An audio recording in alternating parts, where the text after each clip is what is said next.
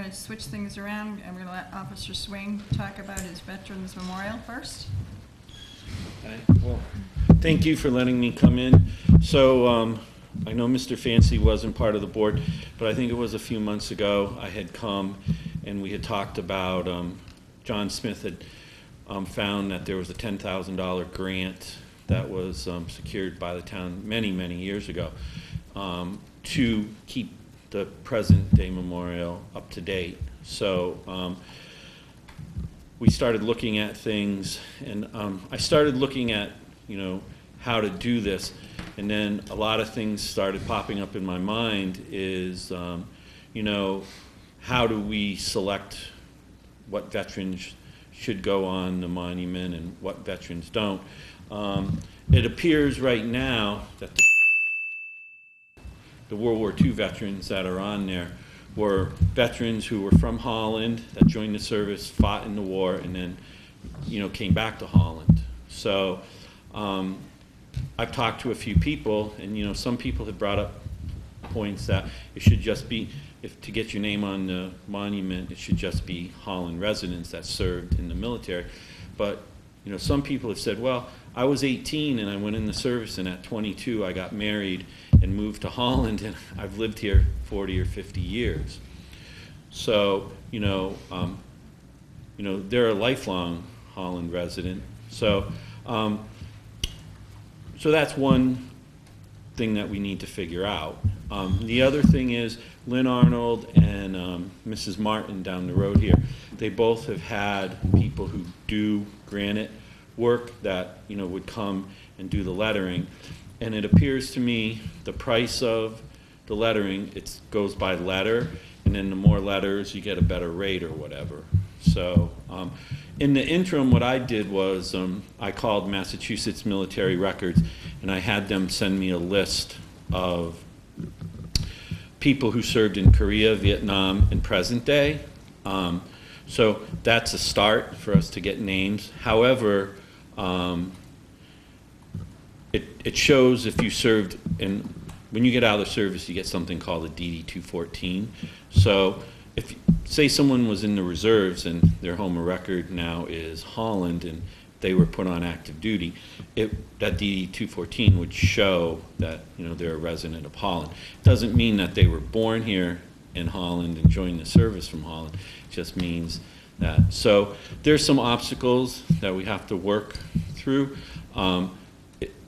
None of the granite people have actually said, oh, it's $1 a letter or $3. It just says that the cost, depending on how many letters and how many names and stuff like that. So what I thought was the backside of the monument is tall and it's flat, and you could start and add names to the back part, and I think that was kind of the thought of it. So I know Mr. Fancy's been approached by some individuals who, want to know when we're going to get this going on. So, certainly as the Veteran Service Officer, it's not, I don't want to make that decision whose name should get on and whose name shouldn't get on. I know, like Mrs. Martin and some other people, they've called around to some other towns, and some other towns do it, born in the town, you join the service, you come home, you get your name on the monument, so it doesn't mean that the town of Holland has to do what any other town does. I will say this, that it's my job to help veterans and to represent veterans. Of course, my main job is to help veterans from Holland, but if someone's lived here for 40 years and they served, or 30 years or 25 years or whatever, they're not a homegrown resident, but they've lived here a pretty good length of their time. So I think we can do it. We have the money. The $10,000 is probably going to go a lot quicker than you think. Looking at the list, the Korean War, I want to say there was maybe 10 or 12 names.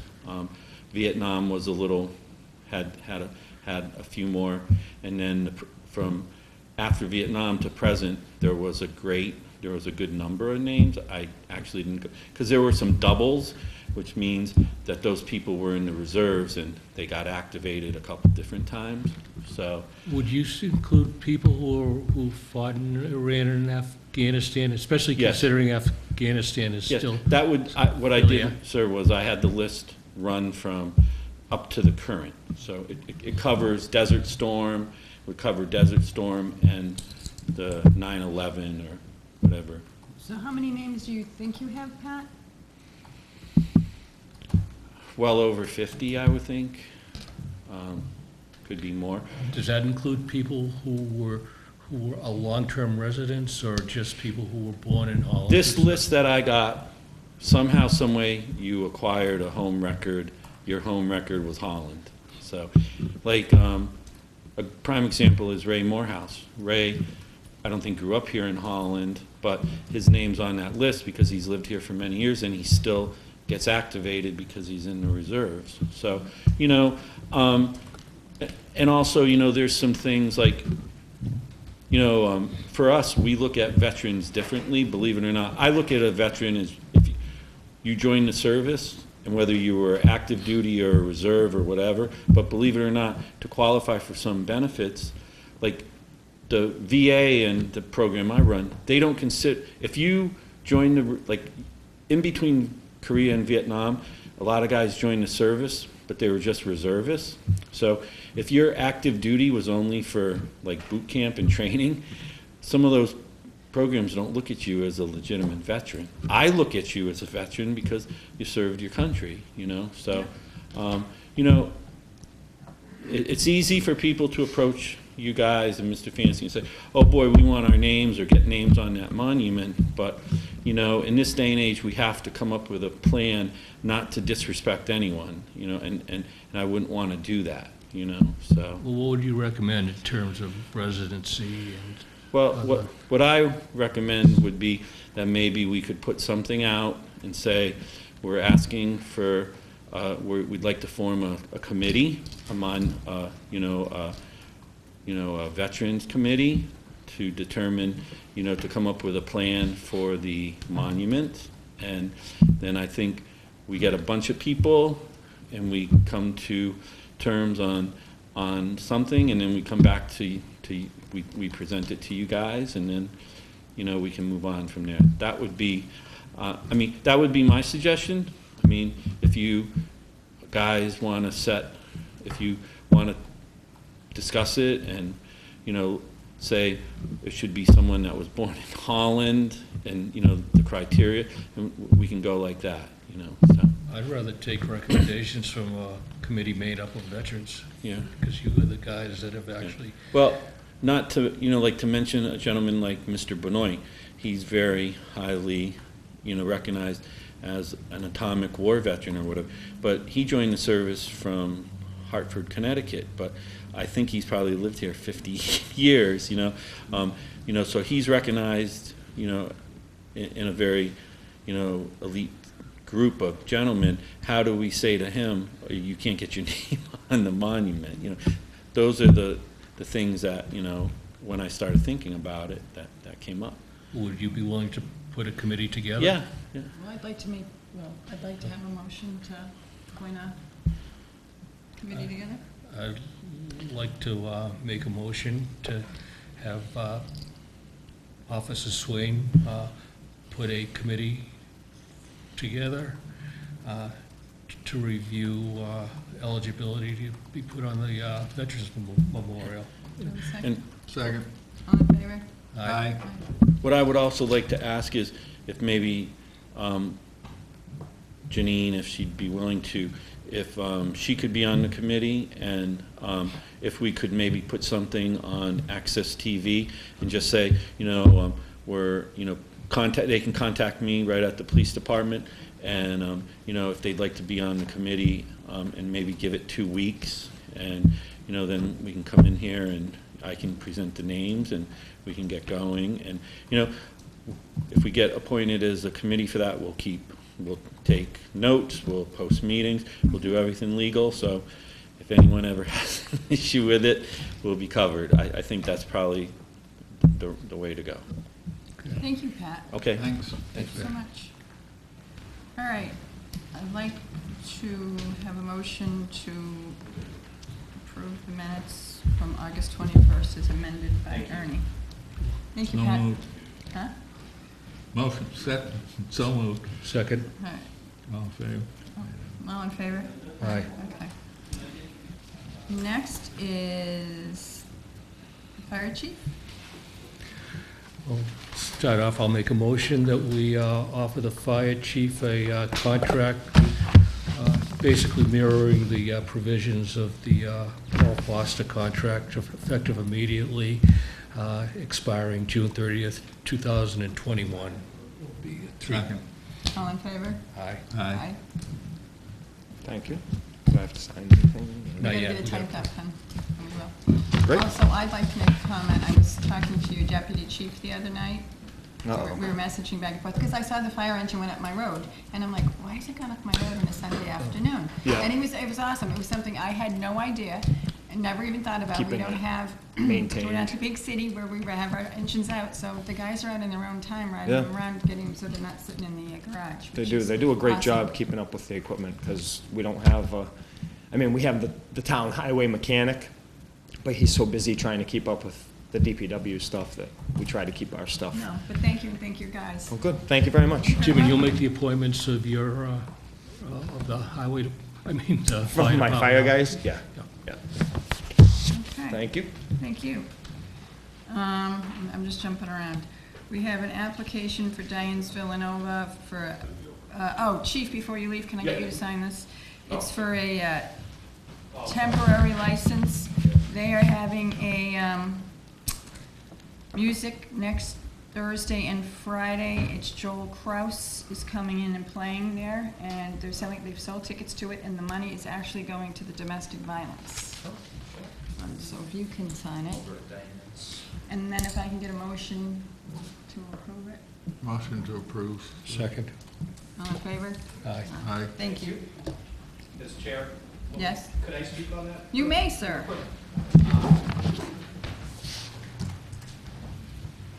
Just moving forward, one of the things that I recommended to Diane's is they may be doing things like this more often, and to try and coordinate that maybe with the yearly license. We did that for PJ's a few years ago.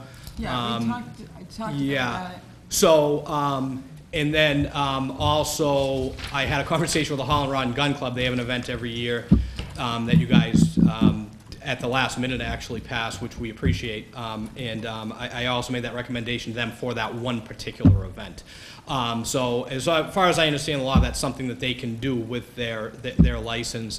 As long as it's within those same parameters, it shouldn't be an issue with neighbors or anything like that. So, and that's, we've discussed that. And then also, I just wanted to congratulate the fire chief. We work very, very well with them.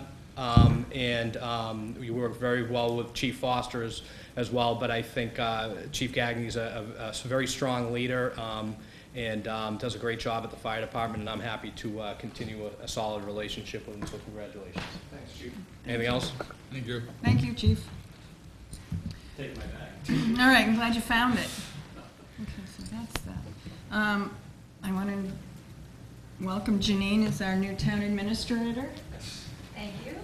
We appreciate her here, and I'm so glad I don't have to take meeting minutes anymore. All done. All right, we have an emergency action plan for the dam, which has to be done by October 26th. Janine and Ginger found the last one, which was from 2011. So I believe we're going to try and get hold of the people that did that and get it updated, so that we don't have any problems. Yep. And then, did you want to talk about Pond Bridge Road you went and met with? Sure. Okay. One of our residents contacted the Army Corps of Engineers and complained that Pond Bridge Road was not being maintained.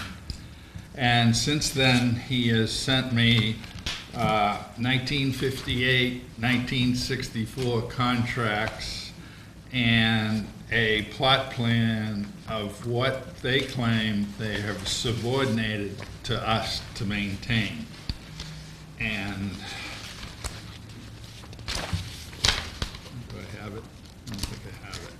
But anyway, it says that we maintain, or it's alleged that we maintain Pond Bridge Road from the beginning to the end. And I've talked to Brian this afternoon, and it is his opinion that we maintain Pond Bridge Road from Brimfield Road to the bridge that is on Pond Bridge Road. And he said that he would minimally maintain that road, like maybe once a year, grade it. So that's where we stand. Okay. I will go back and talk to Keith Beecher of Brian's opinion. And if he has a different opinion, I guess it's up to him to come prove it to us. Well, is a contract not clear as to what is subordinated to the town in terms of maintaining the road? Well, some people say it's subordinated to the town. But what does the contract say? Well, you can try. I read it that it's subordinated to the town, but there's still the question, is it the whole on Pond Bridge Road or not? And I guess I'm hearing that in 2013, that the Army Corps of Engineers hired Poppy to basically take the asphalt off of that end of the road and regrade it and do some spillways into the lake. So, The Army Corps of Engineers did? yeah. So, Well, then they've established a precedent of maintaining at least that stretch of the road. They have. that's Brian's Yeah. opinion. Yeah. Okay. So, All right. so that's where we are. So you're gonna go back and talk to him? I'm gonna go back and talk to Keith and say that we'll minimally maintain from Brimfield Road to the bridge. If he's got a different opinion, go after us. I guess. All right. Do we have anything for public access? Okay. You do. You do? There's an announcement in there. It's colored. Yep.